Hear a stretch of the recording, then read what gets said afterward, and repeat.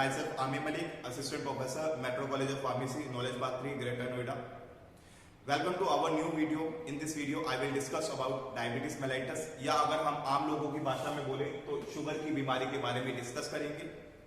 आज की video start करने से पहले मैं आप सभी के साथ कुछ चीजें डिस्कस करना चाहता हूं। आज की वीडियो एक हेल्थ अवेयरनेस वीडियो है। इस वीडियो में मैं डायबिटीज मेलाइटस के बारे में डिस्कस करूंगा। अगर आप एक डायबिटिक पेशेंट है या आपकी फैमिली में या नोन में कोई डायबिटिक पेशेंट है तो आप इस वीडियो को जरूर देखें एंड इस वीडियो को उन लोगों के साथ भी शेयर करें। आप सभी से रिक्वेस्ट है आप इस वीडियो को स्टार्टिंग से एंड तक पूरा ध्यान से सुने। इस वीडियो में मैंने काफी सारी ऐसी चीजें डिस्कस करी हैं जिससे आपको डायबिटीज डिजीज के बारे में समझ में आएगा एंड किस तरीके से आप इस डिजीज को मैनेज कर सकते हो इसके बारे में भी आपको पता चलेगा। आज की वीडियो स्टार्ट करते हैं एंड सबसे पहले हम बात करते हैं बीमारियों के बारे में। अगर हम बात करें डिजीज या बीमारी के बारे में तो हम अपनी पूरी जिंदगी में कभी ना कभी बीमार पड़े हैं या बीच बीच में हम कभी ना कभी बीमार पड़ते रहते हैं। अगर हम बीमारियों की बात करें तो बीमारियां मेनली दो तरीके की होती हैं। पहली ऐसी बीमारियां या जिनको हम शॉर्ट टर्म डिजीज कहते हैं। ये कुछ ऐसी बीमारियां होती हैं जो हमारे शरीर में कुछ टाइम के लिए रहती हैं, लाइक सर्दी हो जाना, जुकाम हो जाना, बुखार, खांसी, इन्फेक्शन, लूज मोशन। ये कुछ ऐसी बीमारियां हैं जो हमारे शरीर में कुछ टाइम के लिए रहती हैं एंड अगर हम सही तरीके से परहेज करें या दवाई लें तो ये बीमारियां कुछ टाइम बाद हमारे शरीर से चली जाती हैं।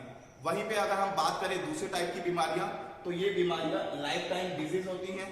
लाइक ये बीमारियां अगर एक बार हमारे शरीर में हो जाती हैं तो ये जिंदगी भर हमारे शरीर में रहती हैं एंड बहुत सारे केसेस में यही बीमारियां हमारे मरने का कारण भी बनती हैं।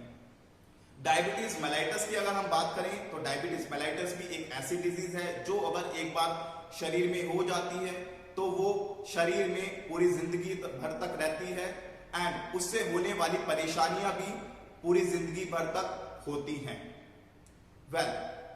हमने इतना तो जाना कि डायबिटीज एक ऐसी डिजीज है जो अगर एक बार शरीर में हो जाएगी तो ये पूरी जिंदगी भर हमारे शरीर में रहने वाली है एंड इससे होने वाली परेशानियां भी हमें पूरी जिंदगी फेस करनी पड़ेंगी। अगर आप एक डायबिटिक पेशेंट है तो आप अच्छे से फील कर पा रहे होंगे कि आपको अपनी डे टू डे लाइफ में क्या क्या परेशानियां फेस करनी पड़ती हैं।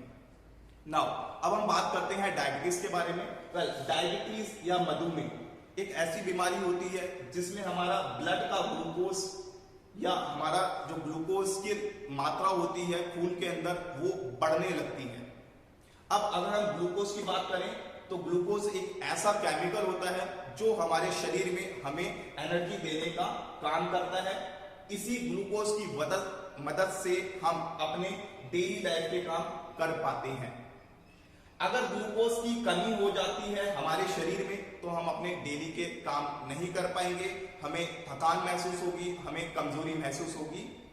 अब ग्लूकोज का अगर हम बात करें तो एक बहुत इंपॉर्टेंट केमिकल होता है हमारे शरीर में एंड इसकी कमी हो जाने से हम ठीक तरीके से काम नहीं कर पाएंगे। बट ग्लूकोज का लेवल ज्यादा हो जाना भी हमारे शरीर के लिए नुकसानदायक है। इस चीज को हम आगे डिस्कस करेंगे। नाउ अब हम बात करते हैं थोड़ा सा अपने शरीर के बारे में। अगर हम बात करें शरीर के बारे में तो हमारा शरीर एक मशीन की तरह है। नाउ यहां पर मैं कुछ एग्जांपल्स के थ्रू आपको कुछ चीजें समझाऊंगा जिससे आप चीजों को अच्छे से समझ सको। अगर हम मशीन की बात करें तो हमारे आसपास अलग अलग तरीके की बहुत सारी मशीन्स है, लाइक मोटरसाइकिल, कंप्यूटर या और भी बहुत सारी अलग अलग तरीके की मशीन्स है। यहाँ पे मैं मोटरसाइकिल का एग्जांपल लेकर आपको चीजें समझाने की कोशिश करूंगा। मोटरसाइकिल की अगर हम बात करें तो मोटरसाइकिल के अंदर अलग अलग पार्ट्स होते हैं। उसके अंदर एक इंजन होता है, क्लच होता है, एक्सेलरेटर होता है, गियर होता है, साइलेंसर होता है एंड और भी कई सारी चीजें होती हैं।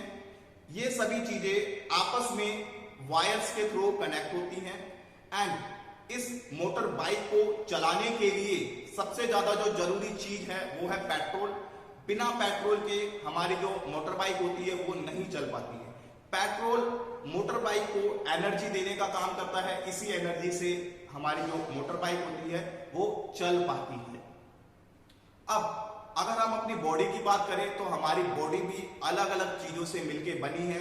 लाइक मेरी बॉडी के अंदर दिल है, फेफड़े हैं, किडनी है, लिवर है, इंटेस्टाइन है, पेट है और भी बहुत सारी अलग अलग चीजें हैं।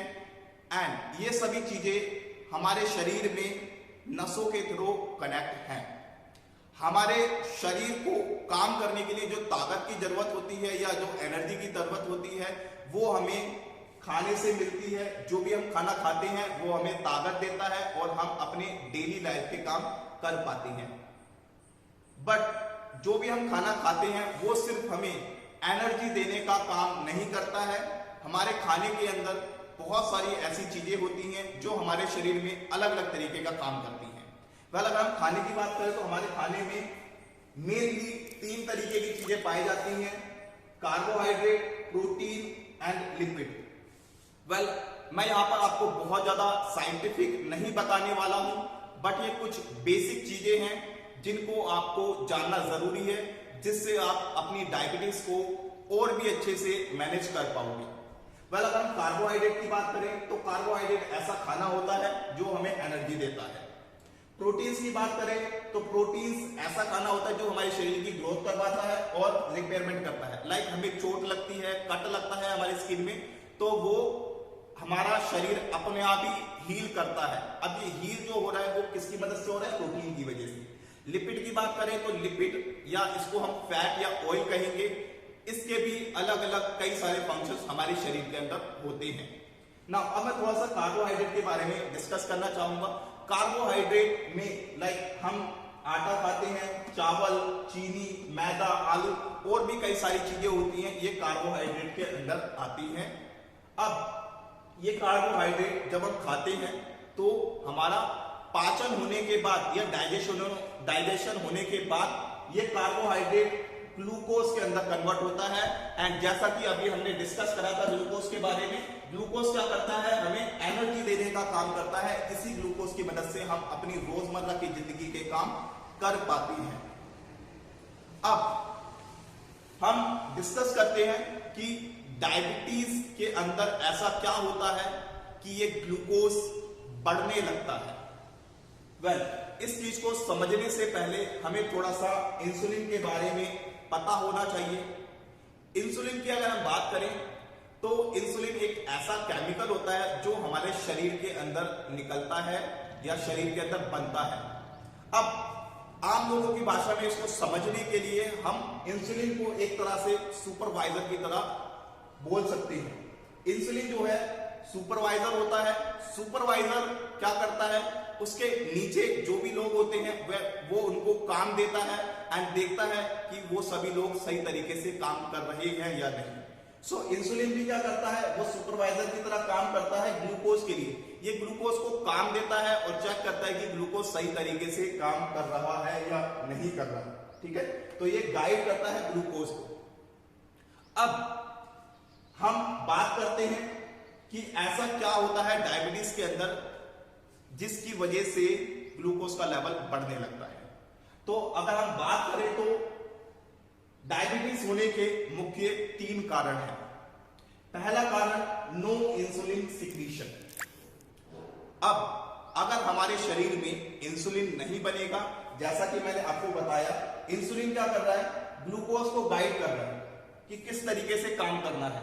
अब इंसुलिन नहीं बन रहा है तो ग्लूकोज को कौन बताएगा कि आपने क्या काम करना है? जिसकी वजह से ग्लूकोज हमारे शरीर में वैसा का वैसा पड़ा रह जाएगा और क्या होगा? ग्लूकोज का लेवल बढ़ने लग जाएगा। अब इस टाइप के पेशेंट्स को ज्यादातर केसेस में या सभी केसेस में हम इंसुलिन के इंजेक्शंस देकर ठीक करने की कोशिश करते हैं। दूसरे कारण की बात करें तो दूसरे कारण में ये जो इंसुलिन है वो हमारे शरीर में बनता तो है, बट उसकी मात्रा जो है पर्याप्त नहीं होती है। वो पर्याप्त मात्रा में नहीं बन पाता है, जिसकी वजह से जितना इंसुलिन निकला उसने उतना ग्लूकोज मॉलिक्यूल से काम करा लिया। बट जो ग्लूकोज बच गया वो क्या होगा? वो हमारे शरीर में वैसा का वैसा रह जाएगा एंड ग्लूकोज का लेवल हमारे शरीर में बढ़ने लग जाएगा।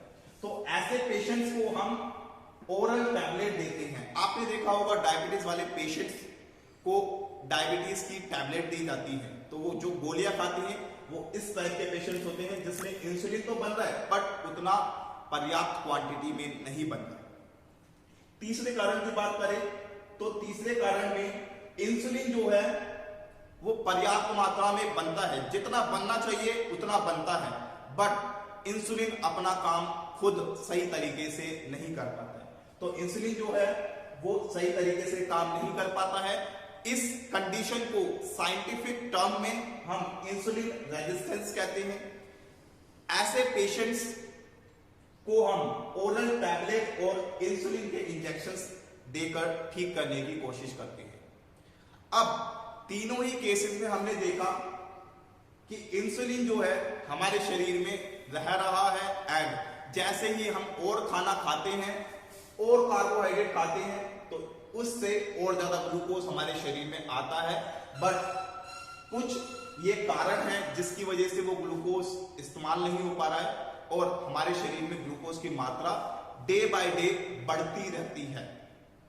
अब ग्लूकोज का लेवल ज्यादा हो रहा है ये तो हमने देख लिया, बट ग्लूकोज के लेवल बढ़ने से हमारे शरीर के अंदर क्या क्या परेशानियां हमें होती हैं एक बार हम उसको देखते हैं। ग्लूकोज का लेवल बढ़ने से हमें किडनी डिजीज हो जाती है।